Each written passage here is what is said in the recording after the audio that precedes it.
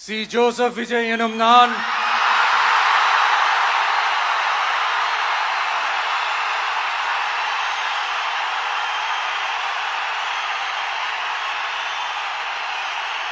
சட்டப்படி அமைக்கப்பெற்ற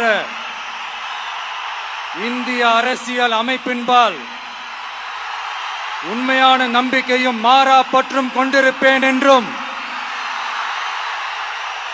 இந்திய நாட்டின் ஒப்பில்லாத முழு முதல் ஆட்சியையும் ஒருமையையும் நிலை நிறுத்துவேன் என்றும் தமிழ்நாட்டு அரசின் முதலமைச்சராக உண்மையாகவும் உளச்சான்றின்படியும் என் கடமைகளை நிறைவேற்றுவேன் என்றும் அரசியல் அமைப்பிற்கும் சட்டத்திற்கும் இணங்க அச்சமும் ஒருதலை சார்பும் இன்றி விருப்பு வெறுப்பை விலக்கி பலதரப்பட்ட மக்கள் அனைவருக்கும் நேர்மையானதை செய்வேன் என்றும் ஆண்டவன் மீது ஆணையிட்டு உறுதிமொழிகிறேன். சி. ஜோசப் விஜய் எனும் நான்